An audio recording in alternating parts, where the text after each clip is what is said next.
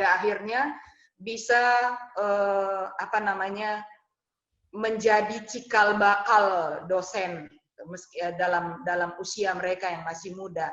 Tetapi ya itu kendalanya adalah tenaga utusan gereja. Kalau gereja mengutus, lah itu baru kami bisa terima. Kalau dia sebagai dosen tetap di STT Intim. Baik, terima kasih Ibu. Mungkin nanti Pak Gusti kalau mau menambahkan, berarti kita masuk ke nomor 2 sudah ini ya Bapak Ibu ya, boleh ya? Kita sudah masuk ke nomor 2 karena sudah berbicara mengenai tantangan. Silahkan Pak Pendeta Gusti. Ya, baik Ibu. Saya sedikit tambahkan tadi. Memang untuk pendidikan intergenerasi itu belum ada secara dituangkan dalam kurikulum.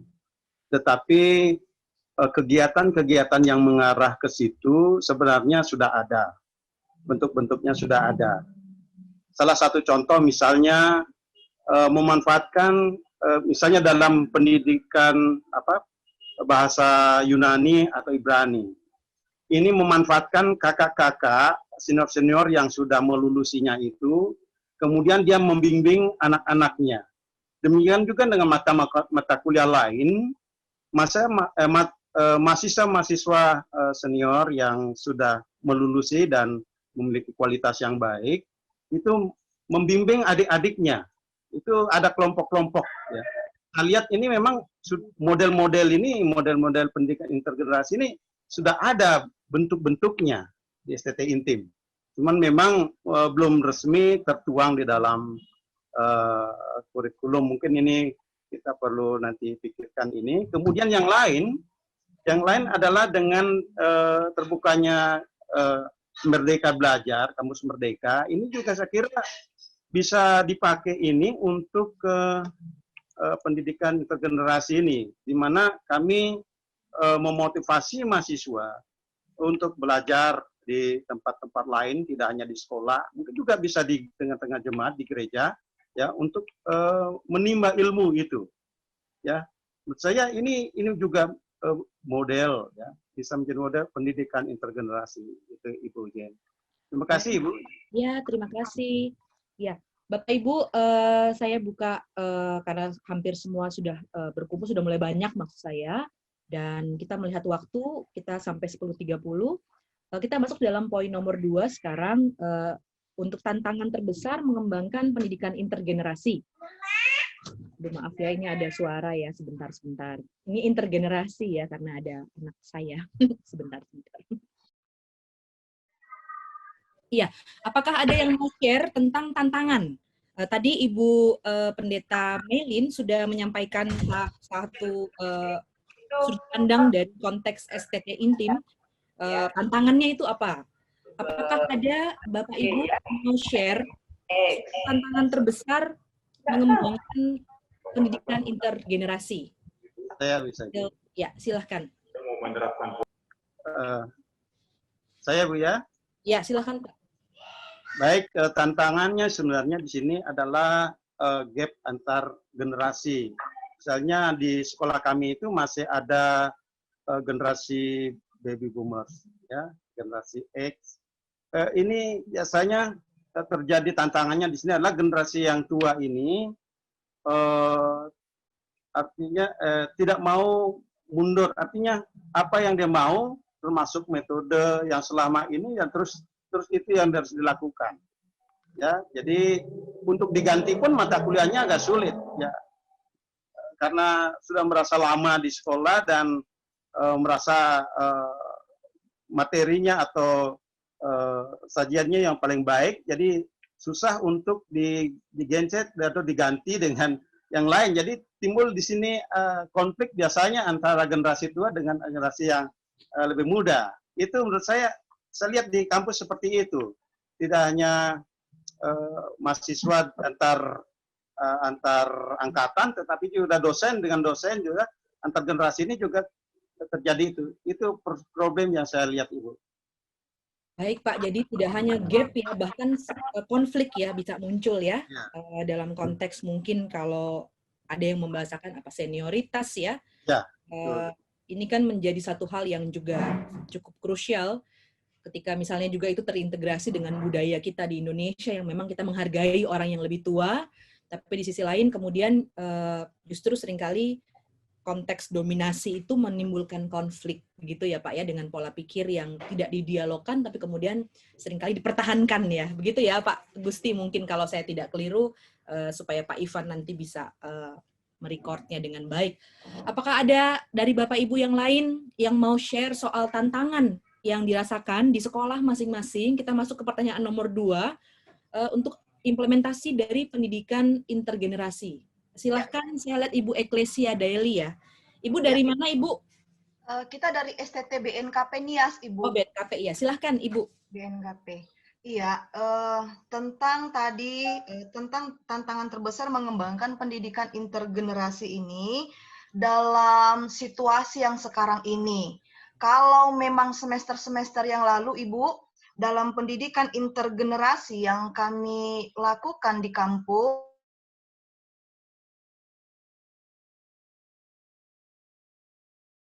lakukan mulai dari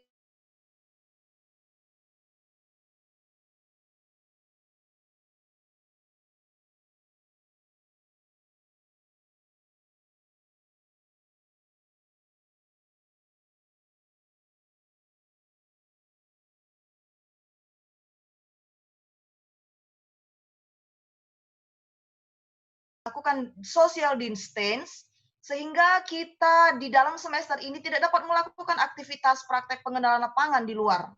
Nah, saya tidak tahu, saya berharap bahwa, dan kita semua berdoa bahwa pandemi COVID-19 ini akan segera berhenti, sehingga pendidikan intergenerasi kita yang sedang kita jalankan di kampus masing-masing ini dapat kita terapkan.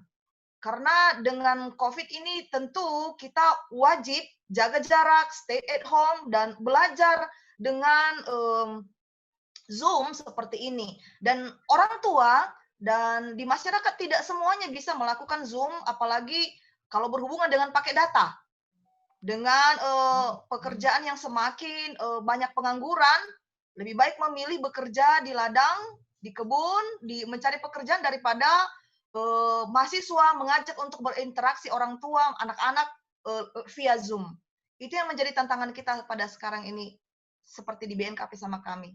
Iya, Bu, begitu. Terima kasih Ibu Eklesia. Ternyata memang konteks pandemi ini cukup mempengaruhi ya tantangan dalam membangun relasi intergenerasi ya kalau share dari STT BNKP Nias. Terima kasih Ibu Eklesia. Apakah ada lagi Bapak Ibu? Silahkan siapa saja bisa menyampaikan pendapat atau pengalaman apa tantangan dari implementasi di saat ini dari pendidikan intergenerasi. Silakan Bapak Ibu. Dari saya Bu, Ibu Ya, Neni dari STT SAPPI. Iya, terima kasih. Yang pertama mohon maaf kalau saya tadi lari-lari karena sinyal kami tidak stabil. Coba pakai wifi dan kuota juga agak bermasalah. Nah, kalau yang saya lihat tantangannya adalah seperti ini. Belum semua intergenerasi, masing-masing generasi itu memahami apa yang dimaksud dengan intergenerasi. Nah, biasanya kalau intergenerasi itu kan sifatnya top down atau down top, dari atas ke bawah dan dari bawah ke atas. Jadi ada ketersalingan. Nah, ketersalingan ini yang belum membaur maksudnya. Sehingga di dalam implementasinya masih terjadi gap-gap yang tadi sudah kita diskusikan. Jadi bagi saya pemahaman yang benar tentang intergenerasi itu bukan hanya menyadari bahwa itu ketersalingan, tetapi juga menyadari masing-masing pribadi dalam masing-masing generasi itu bisa berperan. Nah, ini yang belum dipahami menurut saya, dan ini menjadi satu tantangan. Nah, misalnya taruhlah generasi Gen Z, ya, Gen Z itu sulit memahami baby boomers atau Gen X, gitu kan. Nah, jadi sementara sebaliknya juga begitu, khususnya berkaitan dengan perkembangan teknologi dan perubahan-perubahan yang ada. Nah, ini perlu membuka mindset-nya kita. Digital mindset ini belum semuanya dapat memahami dengan baik dibandingkan dengan teknologi mindset. Kan kita sudah dapat memahami digital mindset dengan teknologi mindset. Nah, ini yang belum dipahami dengan baik. Itu tanggapan dari saya. Terima kasih, Bu. Jennifer. Terima kasih Ibu Neni. Jadi kalau saya boleh menyampaikan apa yang di-share oleh Ibu Neni dari STT Sapi di Cilanjang, bahwa memang ini berkaitan soal pemahaman ya Ibu ya. Jadi seringkali pemahaman ini membuat relasi menjadi tidak optimal, apalagi ketika kita berhadapan dengan konteks perkembangan teknologi yang seolah-olah membuat jarak itu menjadi semakin jelas. Dan sebetulnya kalau ada pemahaman yang baik, kalau ada pemahaman yang optimal tentang konsep ini, tentu kerjasama itu bisa dilakukan harusnya ya Bu ya. Tapi karena kondisi yang seperti ini, jadinya relasionalitas itu tidak bisa terjalin dengan baik.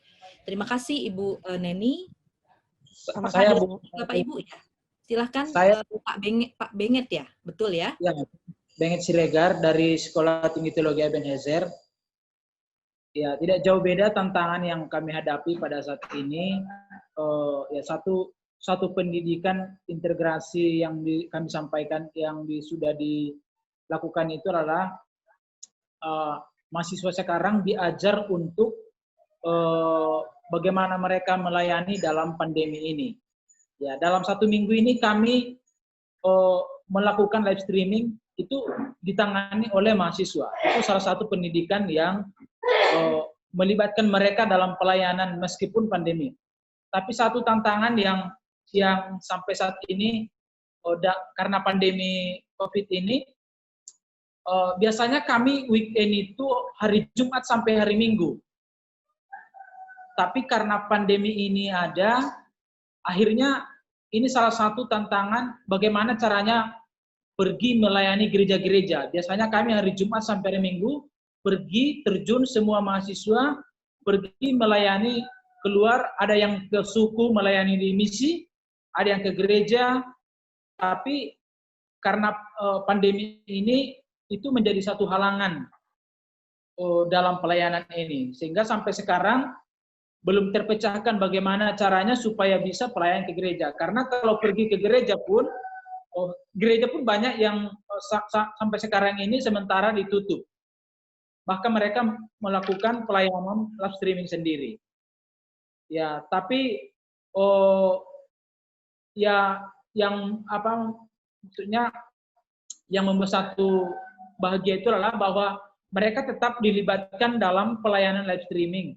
Saya katakan tadi ada 4 live streaming yang sudah dilakukan itu. Yang pertama tentang anak, yang itu tentang anak hari Jumat itu Eben Kids, hari Sabtu itu Praise and Worship, hari Minggu itu tentang anak muda. Dan yang keempat itu adalah Miracle hari Senin. Jadi ada 4 live streaming mereka tangani selama 1 minggu. Tapi hanya satu tantangan yang masih dalam pergumulan sampai saat ini, bahwa mereka tidak bisa pergi pelayanan keluar setiap hari Jumat sampai hari Minggu. Karena mereka semuanya ada dalam kampus, staf juga ada semuanya dalam kampus, jadi ya hanya live streaming yang kami lakukan. Ya, terima kasih Bu.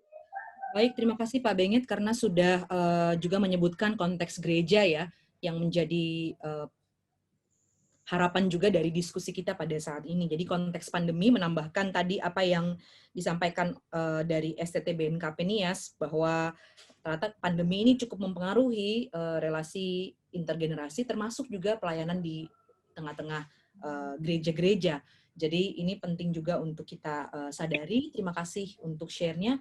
Apakah ada lagi Bapak Ibu? Saya Pak Edwin itu Bu, dicek Pak Edwin kepingin bicara. Pak Edwin silahkan Pak. Ya, terima kasih Bu Jennifer, Ibu Neni. Teman-teman, dalam diskusi kita itu saya mengingatkan pertanyaannya itu adalah tantangan terbesar. Jadi tantangan terbesar itu apa? Sehingga kita tidak bisa mengembangkan pendidikan integrasi. Jadi fokuskan tantangan terbesar. Di kampus kita nggak bisa menjalankan itu apa tantangannya?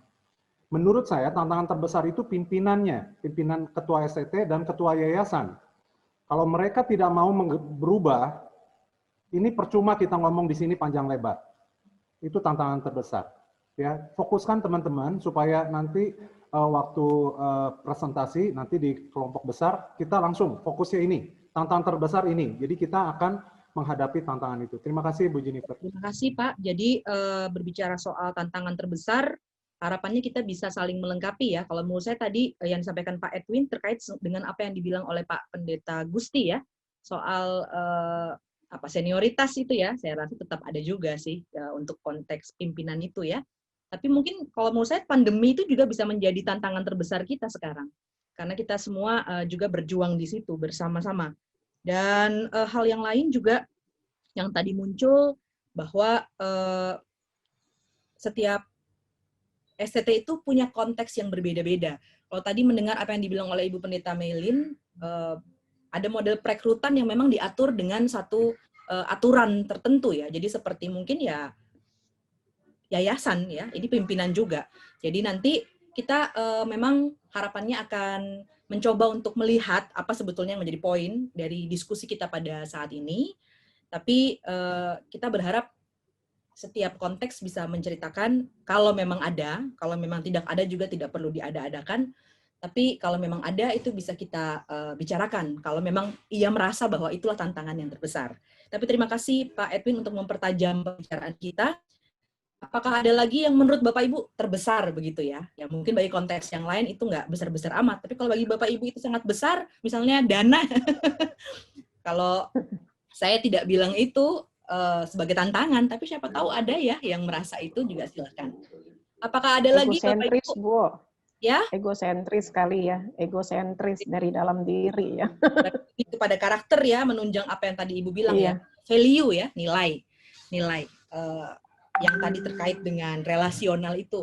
Apakah ada lagi Bapak Ibu? Kalau tidak, kita akan move ke yang ketiga soal. Saya mungkin mau sharing sedikit, Bu. Iya, boleh. Iya.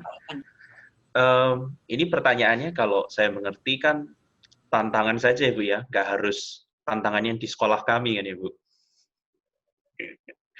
Boleh, karena ini juga tadi ada apa ya, ada harapan siapa tahu ada pengalaman pelayanan kah atau dalam konteks gereja. Benar. Bahkan dalam masyarakat yang menurut Bapak penting untuk di-share-kan di sini. Silahkan Pak. Iya, mungkin saya cuma share 3 poin saja. Yang pertama, budaya kita di Indonesia mungkin ada senioritas yang seperti Ibu Jennifer tadi ungkapkan beberapa kali, juga disampaikan banyak peserta yang lain.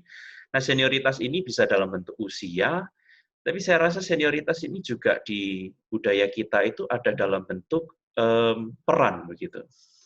Sehingga senioritas dosen mahasiswa misalnya, itu kan tidak selalu melihat usia begitu. Tapi bagaimana mungkin dosen itu seharusnya melihat ini sebagai kesempatan untuk juga belajar sesuatu dari mahasiswanya, gitu, mahasiswa-mahasiswinya tentunya. Bukan hanya menjadi pengajar, tetapi juga mendapatkan sesuatu dari mereka untuk memperkaya diskusi, memperkaya diri mereka sendiri. Nah, yang kedua, mungkin tantangan yang saya lihat itu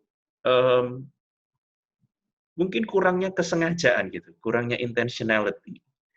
Jadi tentunya wadah untuk mempertemukan generasi senior dan generasi junior, generasi tua dan generasi muda itu sudah banyak mungkin. Atau bahkan itu mungkin sudah natural gitu.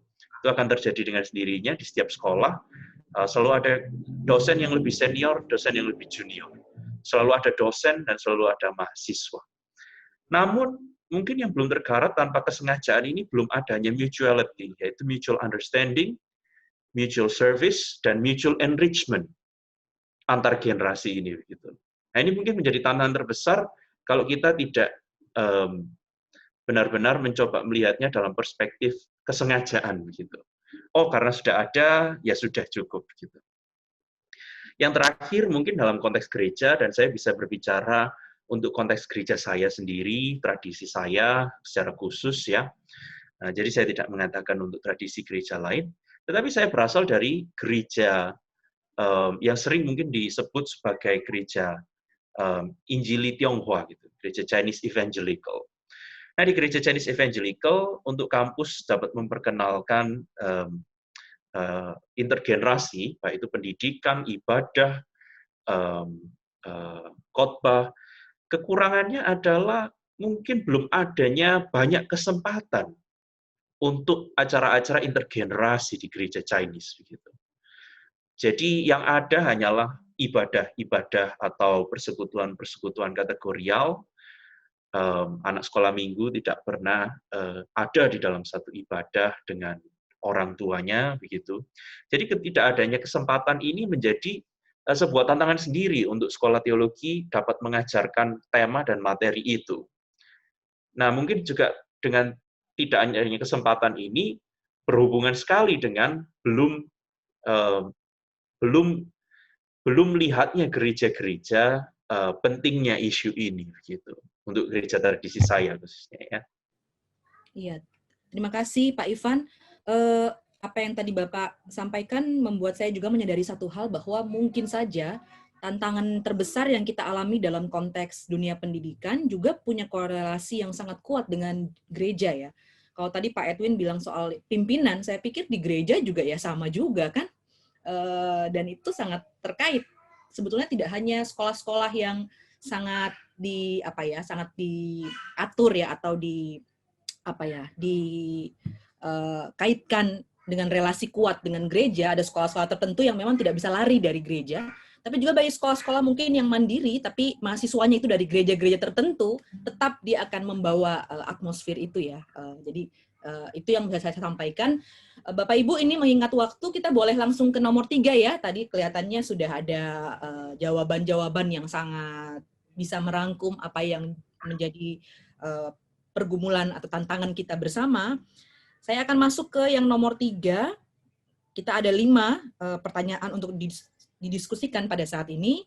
Silakan kalau Bapak Ibu mau berbagi ya, benefit yang bisa sekolah dapatkan jika perspektif atau model ini dikembangkan dengan maksimal.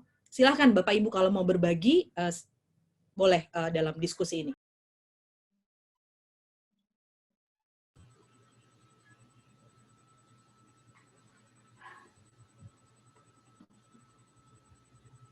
Mungkin ada ya dari sekolah-sekolah yang tadi belum memberikan pendapat ya. Tadi yang sudah menyampaikan itu dari STT Intim, dari STT Betel Indonesia, STT Iman, dari BNKP, dari SAPI, Ebenezer Tanjung Enim, dan Reform. Kalau ada yang lain mungkin dari STT Atika atau Salem, silahkan ya. Kira-kira apa benefitnya atau mungkin yang lain ya, yang tidak bisa saya sebutkan satu demi satu. Kira-kira ada nggak? Atau malah nggak ada benefit? Ya Pak, selamat. Monggo Pak. Sampai ketemu kembali Bu. Iya Pak, kita pernah ketemu di grup yang sama waktu acara di mana. Ya, monggo Pak. Ya, begini Bu, kalau benefit yang didapatkan, ya sebenarnya dari pendidikan intergenerasi ini sangat bagus sekali ya.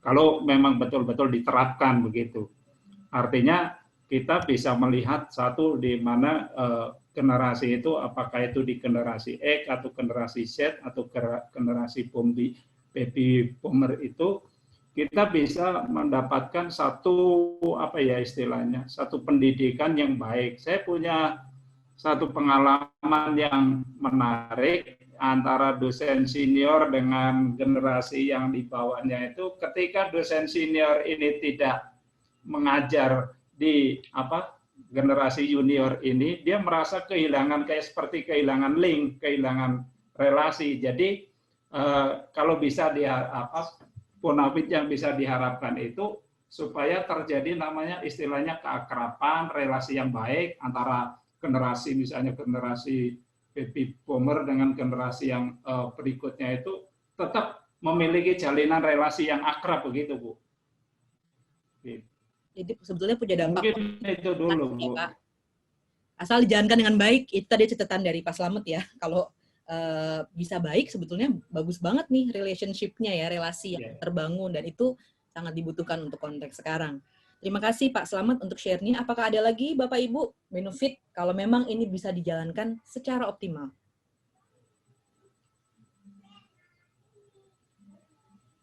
Bisa langsung unmute. Saya tambahkan aja ya, Bu ya. Silakan Bu Neni. salah satu benefitnya ini karena kita konteksnya STT ya, sekolah teologi. Saya pikir ini bisa menghadirkan kerajaan Allah dengan damai sejahtera ya, karena saling memperkaya satu sama lain, bukan hanya terkait dengan knowledge-nya, tetapi juga berkaitan dengan karakter. Penekanan saya di sini ya, karena saling memperkaya satu sama lainnya dan bertumbuh satu sama lain. Bagi saya penekanan intergenerasi ini adalah bagaimana menjalankan amanat Allah ya di dalam kehidupan kita masing-masing untuk bisa menghadirkan kerajaan Allah secara benar. Ini sih yang saya tangkap ya. Poin pentingnya di sini ini. Terima kasih, Bu. Jadi secara teologis ya Ibu melihat benefitnya ya. Kalau mungkin kita ingat apa yang disampaikan oleh Profesor Hans kemarin, bahwa ini juga terkait dengan upaya untuk mewujudkan, kalau bahasanya dia kemarin, reign of God ya, pemerintahan Allah. Dan secara teologis ya kita berusaha juga untuk bisa mewujudkan itu, dan pendidikan intergenerasi adalah salah satu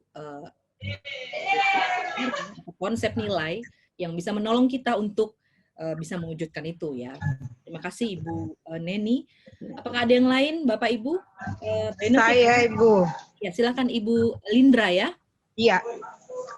Ibu, kalau menurut saya sebetulnya salah satu keuntungan dari pendidikan intergenerasi itu kalau misalnya kita korelasikan atau kita sinkronkan di dalam proses pendidikan perguruan tinggi dalam muatan kurikulum ataupun kegiatan-kegiatan tridharma perguruan tinggi, salah satu keuntungannya adalah kesenjangan gap generasi itu, khususnya dalam kaitan dengan perkembangan IT itu dapat dimaksimalkan oleh rekrutmen dosen-dosen muda dalam kaitan dengan metode dan proses-proses pembelajaran yang lebih memadai. Jadi menurut saya salah satu itu gap generasi dalam kaitan perkembangan teknologi dapat dijembatani dengan intergenerasi yang dipadatkan atau dimaksimalkan di dalam proses pendidikan perguruan tinggi. Terima kasih, Bu. Terima kasih banyak Ibu Lindra untuk sharing dari STT GPI Papua ya, di Fafak. Apakah ada lagi Ibu benefit ya yang bisa menjadi sangat personal ya, karena berbicara dari perspektif konteks masing-masing? Mohon izin, Bu. Ya, silahkan Pak Julius. Baik, terima kasih, Bu.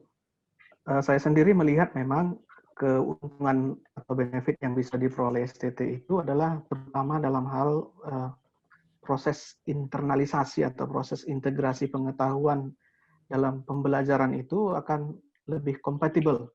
Saya pakai istilah kompatibel ini tidak hanya sekedar diterima lalu berhenti sampai di situ saja, tetapi betul-betul menjadi bagian yang bisa membuka bahwasannya perspektif yang disampaikan oleh seseorang dari generasi tertentu itu akan bisa lebih dipahami dengan memperhatikan apa beda latar belakang orang tersebut dari dirinya sebagai orang yang menerima informasi dan yang akan melakukan proses internalisasi atau integrasi pengetahuan di dalam dirinya. Jadi benefit STT itu saya lihat nanti luarannya juga nanti alumninya kita harapkan akan lebih kompatibel di masyarakat. Karena gereja dan masyarakat kita memang persoalan kita adalah persoalan intergenerasi. Di mana ada generasi yang dominan dan ada generasi yang didominasi. Dan itu saya pikir tidak hanya di gereja kita rasakan, tetapi di masyarakat saat ini pun sangat kentara sekali. Jadi saya pikir benefit kita melatih kita baik sebagai pengajar maupun sebagai peserta didik lah. Jadi seluruh bahkan mungkin sivitas akademika, saya lihat kemarin juga ada ibu bapak yang berbicara tentang bagaimana proses penyusunan kurikulum akan melibatkan seluruh stakeholder. Kita akan jadi semakin melihat stakeholder kita ini ternyata juga terdiri dari berbagai generasi. Jadi dengan memahami latar belakang itu, saya pikir kemampuan kita untuk bisa bersama walaupun berbeda akan bisa ditingkatkan. Demikian, Bu. Baik, terima kasih Pak untuk benefit yang disampaikan terkait dengan bahwa ini ada juga dukungan terhadap kajian ilmu pengetahuan itu sendiri ya, ketika kita bisa memahami background atau konteks yang ada dari orang-orang yang menggagas pengetahuan itu. Apakah ada lagi Bapak Ibu? Jika tidak, kita bisa ke yang keempat begitu ya. Pertanyaan yang keempat, karena tentu nanti Pak Ivan akan perlu waktu untuk bisa mengkompilasi hasil percakapan kita, begitu ya.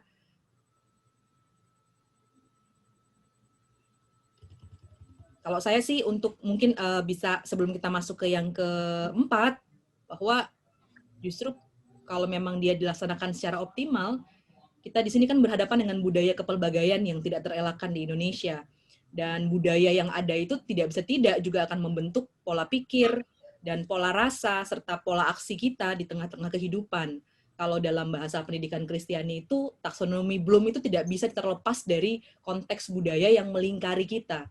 Nah, kalau kita pakai perspektif intergenerasi sebagai sebuah nilai kehidupan, maka harapannya dia juga bisa membuat kita bersikap kritis untuk melihat apakah pola pikir, pola rasa, dan pola aksi kita ini sudah betul-betul melibatkan relasi yang holistik dan seimbang dengan komunitas yang terdiri dari berbagai generasi yang tentu tidak sama.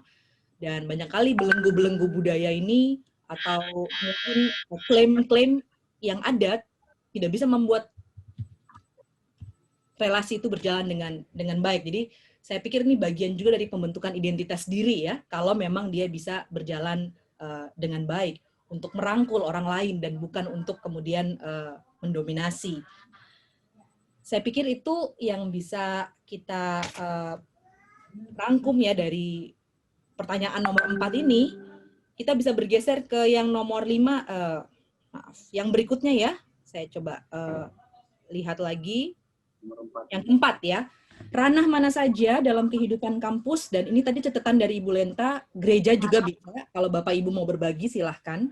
Ranah mana saja dalam kehidupan kampus atau bahkan gereja atau masyarakat lah ya, yang bisa dipakai sebagai basis pengembangan pendidikan intergenerasi. Kita fokus di kampus dan gereja saja kalau menurut saya dari pertanyaan ini.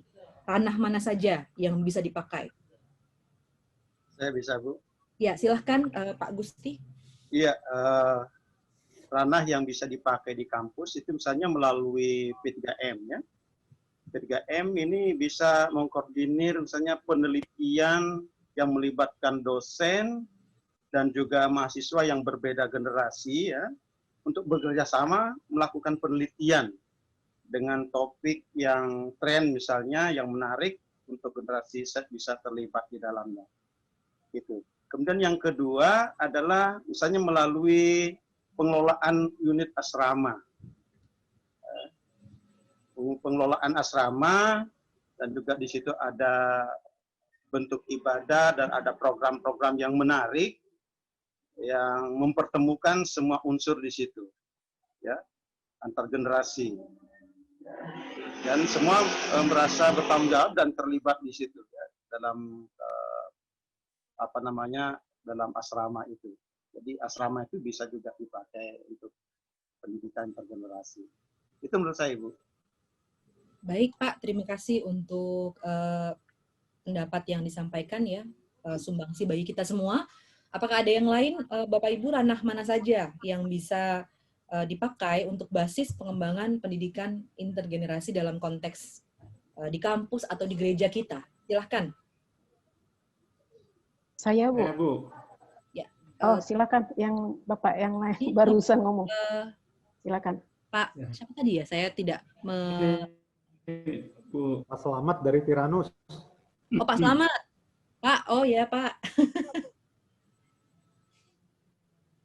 Ya. Silakan Jadi Pak. bisa melalui pendidikan karakter juga, Bu. Ya. Itu bisa ranah dalam masuk pendidikan karakter, kemudian di dalam keasramaan, dan juga di dalam PKM. Itu bisa masuk di ranah di situ, Bu. Oke, berarti bisa kita bilang mungkin karena tadi juga disebutkan sama kalau dari Pak Gusti kan penelitian ya, berarti lagi-lagi ke Tridharma ya. Ranah Tridharma itu bisa dipakai sebagai basis pengembangan pendidikan intergenerasi dan juga tadi asrama, lalu nilai-nilai tertentu misalnya dalam pendidikan karakter. Tadi yang Pak Slamet sampaikan ya. Ya. Kalau bisa diperjelas Pak, pendidikan karakter ini maksud Bapak nilainya kah atau langsung ke mata kuliahnya begitu? Ada mata kuliahnya, Bu. Jadi namanya disebut mata kuliah pembentukan nilai dan watak begitu ya. Itu ada mata kuliahnya. Jadi dari situlah kita bisa melihat pendidikan intergenerasi itu bisa diterapkan di situ. Dan itu sangat-sangat membantu sekali, Bu. Ya. Berarti terintegrasi dengan kurikulum yang eksplisit ya. Betul, betul. Ya, saya jadi diingatkan kalau kita berbicara misalnya soal peace education, tidak perlu mungkin harus menambah banyak mata kuliah baru terkait itu, tapi karena itu nilai yang penting, maka itu diintegrasikan dalam apa yang sudah ada. Jadi kebiasaan kita jangan menambah terus begitu ya, karena seringkali kalau itu berbicara soal nilai, maka kita harusnya bisa mencoba untuk meresapkan itu dalam setiap aktivitas atau bahkan program yang sudah berjalan selama ini, atau mengevaluasi bahkan yang sudah ada. Begitu kalau yang saya tangkap ya Pak Slamet ya. Ya silakan Ibu Neni tadi mau berbicara ya Ibu Neni. Ya baik Bu Jennifer, terima kasih. Saya cuma menambahkan dari apa yang disampaikan oleh teman-teman. Salah satu yang saya pikir adalah bagaimana kita melihat keunikan dari masing-masing lembaga pendidikan STT yang kita layani ya. Kemudian kita melihat juga bagaimana ruang-ruang kebersamaan itu yang sering ada. Itu bagian dari ranah tiap-tiap STT kan berbeda-beda ruang-ruang kebersamaannya. Nah, yang saya pikir bukan hanya masalah kuantitasnya, tapi kualitas yang penting. Untuk apa ada pertemuan bersama, tapi kualitasnya tidak dibangun. Ya, jadi mari melihat keunikan dari STT masing-masing, lalu membuka diri dengan melihat kualitasnya. Jangan berdasarkan kuantitas, tapi kualitasnya. Nah, selanjutnya adalah lebih banyak yang bersifat implisit ya, ranah yang perlu kita lihat untuk implementasinya. Meskipun secara eksplisit itu ada, tetapi yang lebih berpengaruh itu sifatnya yang implisit ya, dengan keunikan masing-masing. Itu tanggapan dari saya, Bu Jennifer. Terima kasih. Jadi kurikulum eksplisit oke, tapi juga implisit ya, karena memang kadang-kadang yang informal itu jauh lebih berpengaruh daripada yang eksplisit ya, atau yang secara formal dituliskan. Ada lagi Bapak Ibu mungkin pendapat? Saya boleh ya Bu? Baik Ibu Lindra silahkan. Iya. Ya Bu, makasih. Kalau menurut saya, kalau misalnya dalam kaitan dengan ranah berkampus, saya masih setuju dengan dua pembicara sebelumnya, bahwa yang pertama kan pendidikan intergenerasi ini kan dari awal sudah diingatkan bahwa sebetulnya kita perlu secara sengaja menggagasnya dalam muatan proses berpendidikan dalam ranah kurikulum. Dan oleh karena itu, menurut saya yang pertama bahwa jika pendidikan intergenerasi ini dia harus dilakukan secara sengaja, mau tidak mau kita harus berbasis atau bertolak dari muatan kurikulum yang harus kita gagas sehingga yang pendidikan intergenerasi itu dia masuk dalam muatan-muatan pendidikan atau muatan-muatan mata kuliah. Itu yang pertama menurut saya. Lalu yang kedua adalah kegiatan-kegiatan tridharma perguruan tinggi maupun dalam kegiatan penelitian itu memang harus masuk dalam ranah intergenerasi. Misalnya untuk kami di STTG Papua, dalam kaitan dengan PKM, pengabdian masyarakat itu, mahasiswa terlibat bersama dengan masyarakat luas dalam kegiatan-kegiatan keagamaan, tapi juga kegiatan-kegiatan kemasyarakatan yang melibatkan bukan hanya satu generasi, tetapi semua generasi terlibat di dalamnya. Lalu yang berikut, dalam kaitan dengan penelitian bersama antara dosen dan mahasiswa itu kan menjadi salah satu ketentuan yang harus dilakukan dalam dunia akademik. Dan oleh karena itu saya bilang dari awal bahwa kalau pendidikan intergenerasi ini harus dilakukan secara sengaja, berarti memang harus digarap atau digagas dalam sistem berpendidikan setiap perguruan tinggi dengan implementasi Tridharma perguruan tinggi. Terima kasih Bu, itu menurut pendapat saya. Ya, terima kasih Ibu sudah membuat lebih konkret ya contoh-contohnya, bahwa dia tidak hanya masuk dalam aspek keagamaan tapi juga kemasyarakatan. Dan adakah Bapak Ibu yang memberikan pendapat terkait dengan yang belum kita sentuh ya, konteks gereja ya? Kalau ada mungkin yang sambil mengajar lalu melayani, mungkin punya wawasan yang luas. Baik, dalam konteks gereja, Bu. Ya, silahkan Ibu Neni. Iya, saya baru teringat ranahnya adalah misalnya tentang bulan keluarga ya. Banyak gereja pada bulan Oktober ini sedang melangsungkan bulan keluarga. Kemudian dikaitkan dengan kelompok pelayanan intergenerasi yang dirancang secara khusus. Misalnya per bulan itu 1 minggu, misalnya di daerah 4 atau 5 minggu itu ada 1 minggu khusus untuk intergenerasi, bisa melalui keluarga ataupun melalui kelompok-kelompok yang ada dalam gereja itu dipadukan gitu. Nah, ini pernah kami lakukan di gereja di mana saya beribadah, Bu. Terima kasih, itu tanggapan saya. Jadi kalau di gereja itu tadi Ibu Neni membagikan apa yang disampaikan itu program berbasis keluarga ya ranahnya ya. Ranah-ranah yang terkait dengan program. Jadi kalau tadi Pak Ivan bilang soal apa bagaimana kesengajaan itu juga perlu diperhatikan ya. Jadi bahwa program-program berbasis keluarga yang memang penting untuk diperhatikan khususnya ketika ada pandemi, banyak keluarga yang overload ya karena harus melakukan segala hal. Tapi juga mungkin kalau saya bisa ingat ada konteks atau dalam ranah pelayanan kategorial ya, yang selama ini memang sangat kuat groupingnya, jadi sangat seperti ada batasan-batasannya. Atau bahkan setiap ranah pelayanan yang seolah-olah membatasi satu dengan yang lain. Kalau saya boleh berbagi, misalnya dalam konteks sektor kah, wilayah kah, atau kalau di Manado mungkin kolom, seringkali justru malah muncul semacam spirit yang sebetulnya sangat-sangat group-minded ya, jadi tidak komunitas.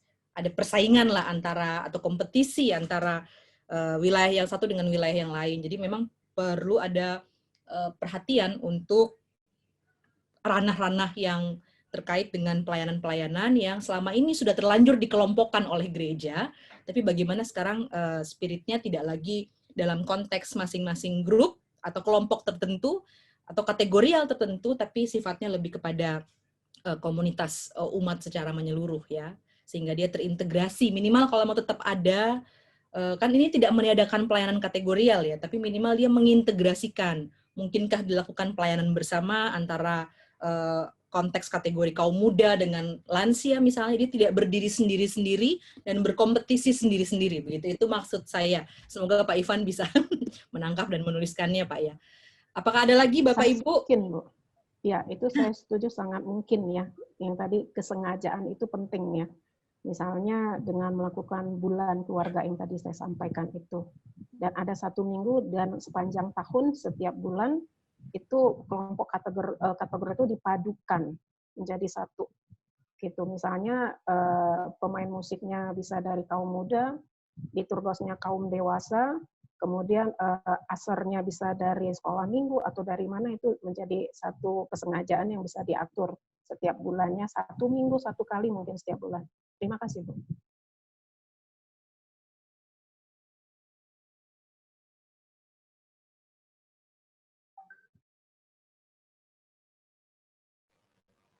Belum di-unmute Ibu Jennifer, belum di-unmute. Ya baik Bapak Ibu, terima kasih. Kita mengingat waktu sudah mau jam 10, supaya nanti juga memberikan waktu bagi Pak Ivan untuk merekap. Kita boleh ke pertanyaan nomor 5 ya Pak ya, dan Ibu-Ibu, serta semua saudara-saudara yang ada. Kita masuk ke pertanyaan nomor 5. Jika pendidikan intergenerasi menjadi sebuah mata kuliah di STT, topik dan substansi seperti apa yang harus ada di dalamnya? Silakan Bapak Ibu kalau punya usulan atau punya masukan, topik dan substansi seperti apa kalau dia menjadi sebuah mata kuliah.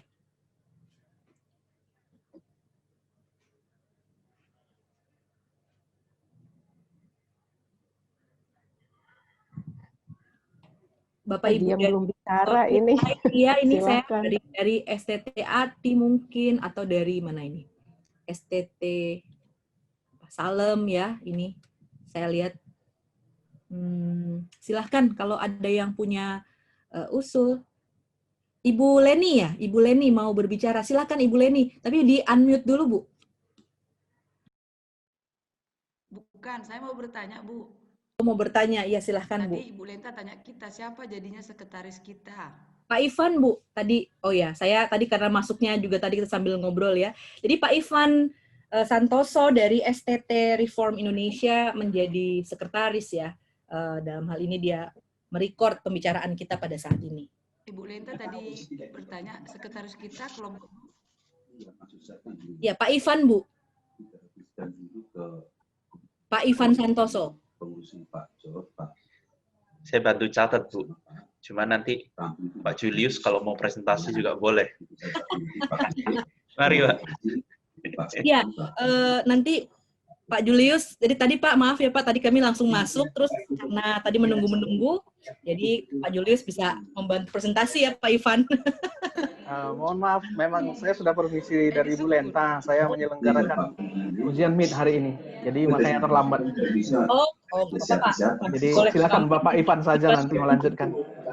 Tapi Bapak masih terus kan Pak, sampai 10:30 nanti ya? Ya, saya akan hadir, saya tetap Kalau hadir. gitu kita bantu presentasi ya Pak ya? Ya Pak Ivan. Saya pikir boleh dilanjutkan Pak Ivan nanti presentasi juga. Jadi Pak Ivan ya Bu? Ivan. Ya Pak Ivan, Pak Ivan. Oke. Ya. Baik, apakah ada Bapak Ibu? Ya, Mungkin bisa ya? Ya, silakan Pak Mahatama ya, Pak Mahatama.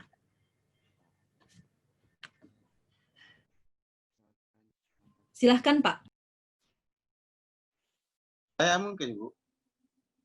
Bu Jen? Iya Pak, silahkan Pak. Ya, Pak Mahatama ya. Mungkin kalau dengan mata kuliah, mungkin bisa dimasukkan itu di pendidikan keluarga intergenerasi mungkin juga. Kalau bisa dijadikan mata kuliah. Ditambahkan di pendidikan Pak Gus, maaf. Ya. Pendidikan keluarga. Pak keluarga ya. Pak keluarga atau pendidikan Kristiani untuk keluarga. Intergenerasi.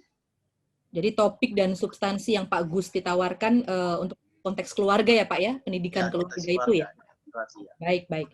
Ya, terima kasih Pak Gusti. Apakah ada yang lain? Ini topik dan substansi ya. Jadi kira-kira apa yang perlu disampaikan kalau kita mau mengangkat soal intergenerasi? Ya, Pak Robi silahkan Pak. Ya, kalau kita bicara tentang pertanyaan nomor 5, jika pendidikan intergenerasi ini menjadi sebuah mata kuliah di STT, topik dan substansi seperti apa yang harus ada di dalamnya.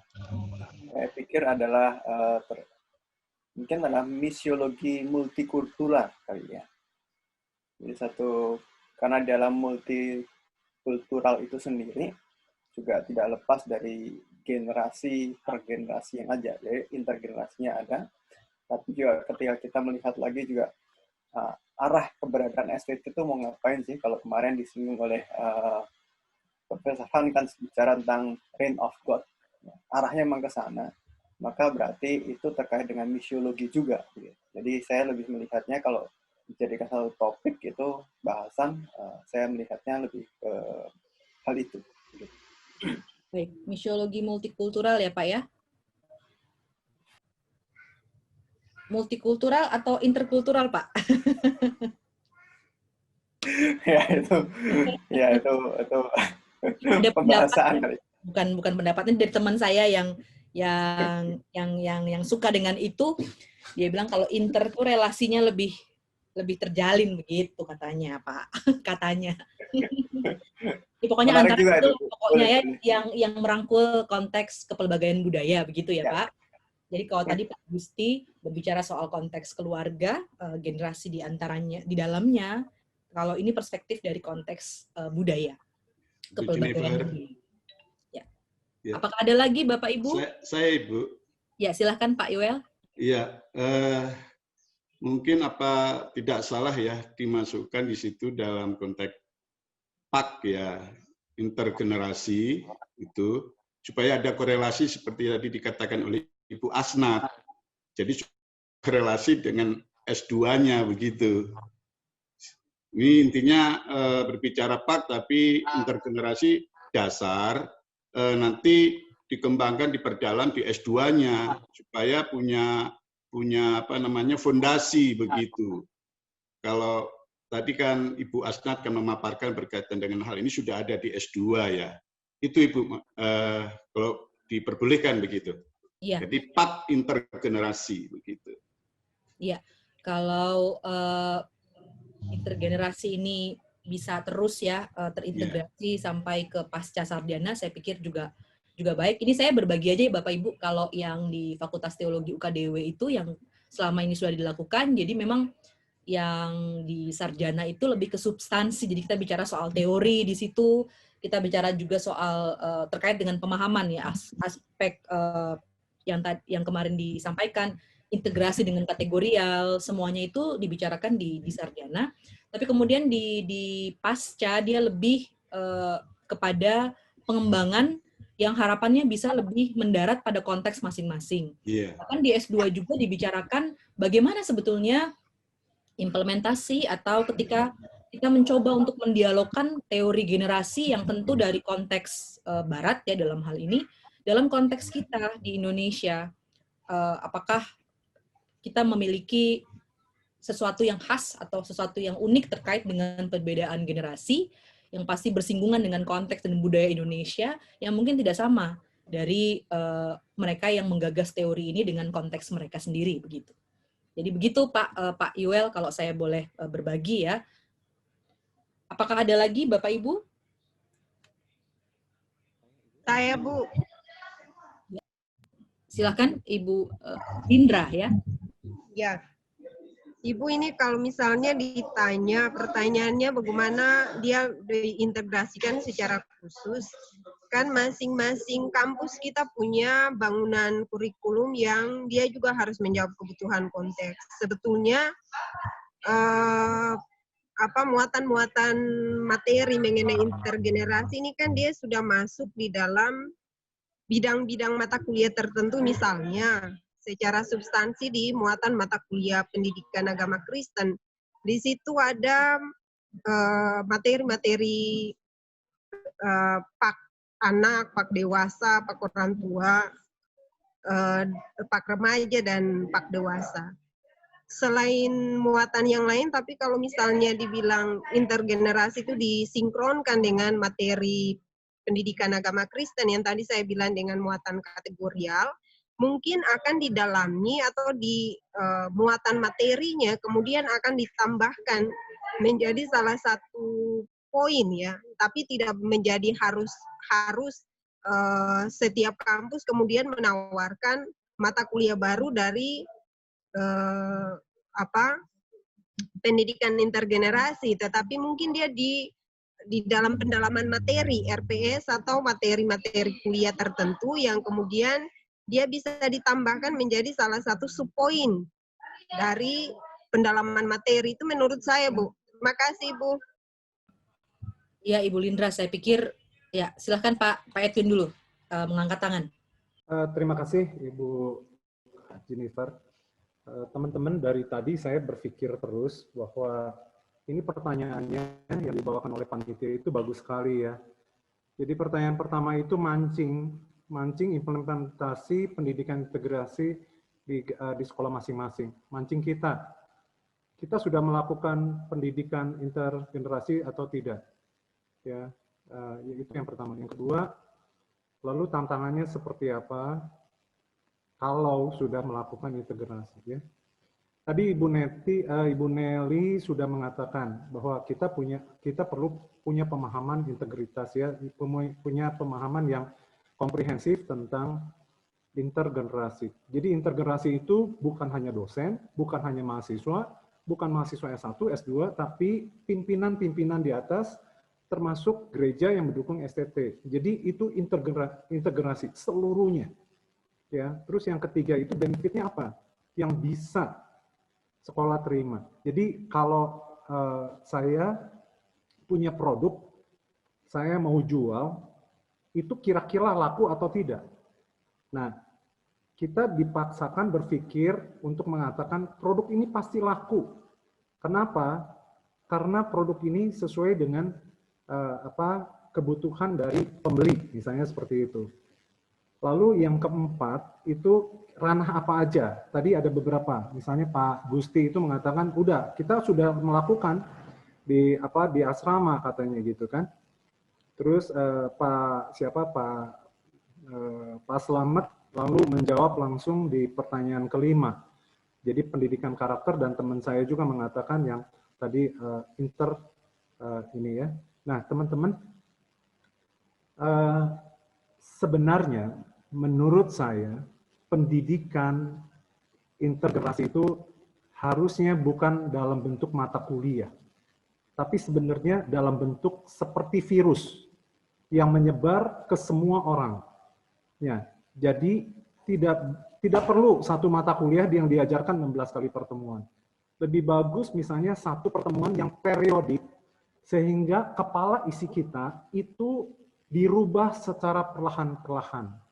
Karena mindset kita itu sulit banget dirubah. Contoh, misalnya ketika saya ditokohkan di satu STT, tentunya saya punya ego sektoral, ingin dihormati, dan itu yang membuat saya akhirnya menjadi post power syndrome. Saya ketakutan untuk meletakkan jabatan saya. Budaya kita itu patriarkat. Jadi agak sulit kalau misalnya kita tidak menghormati yang atas. Padahal di dalam intergenerasi itu tidak ada patriarkat. Semua sama. Perempuan, laki, anak muda, orang tua yang sudah tua banget, itu semuanya ini. Maka dari itu kita punya sistem yang misalnya pemimpin itu tidak lebih dari 4 tahun. Itu memaksa untuk turun. Kenapa memaksa untuk turun? Karena supaya ada regenerasi untuk naik. Nah, jadi usulan saja. Jadi kalau boleh bukan mata kuliah, tapi misalnya di dalam seminar-seminar yang secara periodik, tapi disepakatin semua unsur di dalam gereja atau di STT, sehingga semua otak. Jadi mahasiswa belajar, dosen juga belajar, ketua yayasan juga belajar, dari pihak juga semuanya belajar bagaimana kita menundukkan diri sehingga kita bisa punya hasil. Saya usul dengan seminar ini, Ibu Jennifer, kalau bisa bukan hanya sekarang. Jadi misalnya tahun depan atau 2 tahun lagi kita adakan lagi seminar seperti ini. Lalu kita cek apa yang kita ngomongin sekarang itu sudah dilakukan atau tidak. Karena kalau misalnya kita tidak lakukan, hari ini kita melakukan sesuatu yang sia-sia. Kita tidak bisa membawa sesuatu kepada STT kita dan bilang loh, ini di dunia itu perlu ini. Semua sedang melakukan ini. Dengan COVID ini kita melakukan ini, gitu Bu. Jadi usul kepada panitia, tolong kalau bisa misalnya tahun depan atau 2 tahun lagi, kita duduk bersama. Orang yang sudah diutus di sini, melaporkan lagi apa yang sudah dikerjakan selama 2 tahun atau 1 tahun. Terima kasih, Bu. Ya, terima kasih, Pak Edwin. Saya pikir ini usulan yang baik ya, jadi follow up-nya itu penting. Jadi jangan cuma sampai pada pembicaraan dan usulan-usulan, tapi bagaimana kita mencoba mengimplementasikannya, mengevaluasi, dan melihat sejauh mana kita berhasil. Saya pikir akan lebih dalam kalau kita sudah melihat dalam konteks secara lebih lekat di realita lapangan, begitu ya. Lalu tadi bahasanya Pak Edwin tentang virus, ya, atau dibahasakan tadi sama Bu Lindra ya, terintegrasi masuk, tidak perlu mata kuliah baru, saya pikir itu juga bisa menjadi usulan, karena kadangkala bangunan kurikulum itu kan sudah ada. Jadi bagaimana itu menjadi, kalau saya boleh bahasakan Pak Edwin tadi yang dibilang virus itu nilai yang meresap dalam semua komponen kurikulum ya, kalau pakai bahasa PK. Jadi secara eksplisit, secara implisit, kita tidak perlu kemudian membongkar bangunan kurikulum yang ada, tapi bagaimana itu dilakukan, dan catatannya tadi adalah periodik. Jadi tidak hanya 1-2 kali, tapi periodik ya, kalau kita punya ruang untuk misalnya kuliah umum ya, atau webinar kah, atau apapun itu, harapannya nilai-nilai dari pendidikan intergenerasi ini bisa juga disampaikan, sehingga dia betul-betul bisa meresap dalam suasana pembelajaran, bahkan harapannya juga untuk suasana pelayanan gitu ya.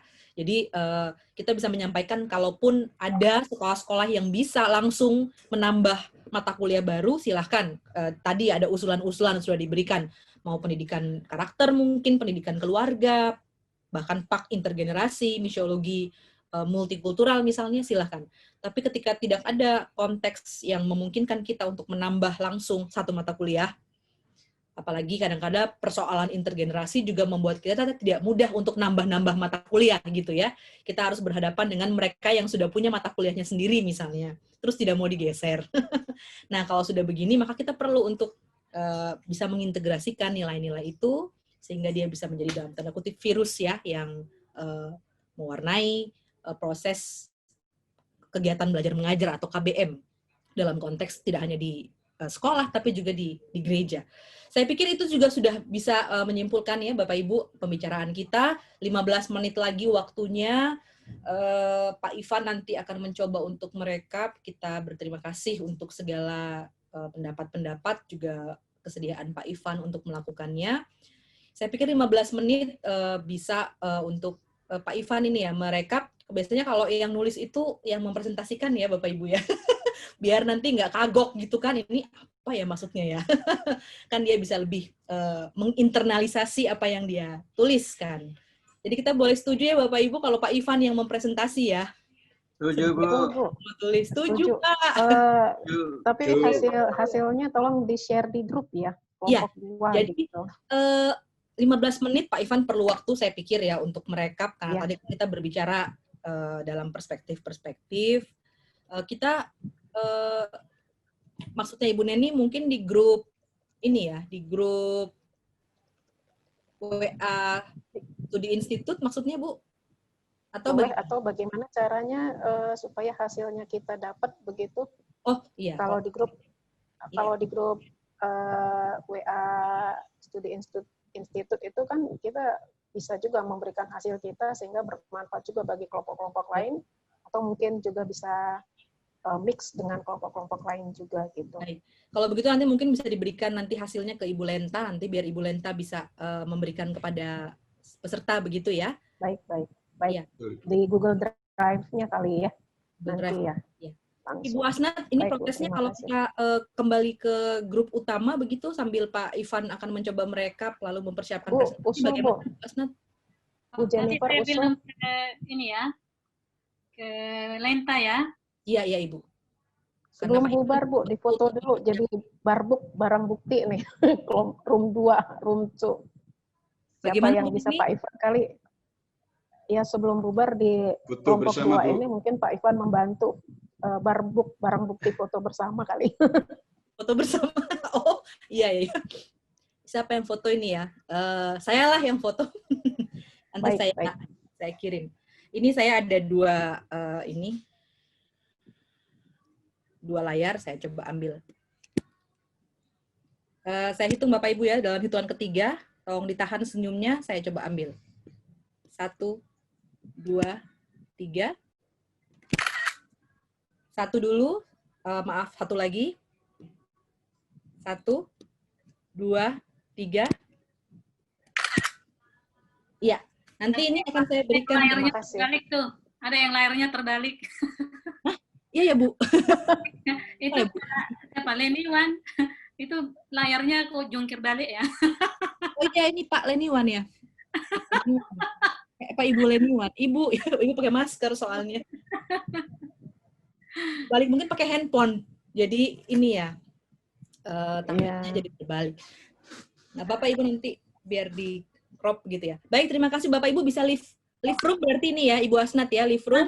Langsung live kita. Langsung nanti live. kayaknya langsung masuk di yang di Kita masuk untuk mendukung dan mensupport Pak Ivan.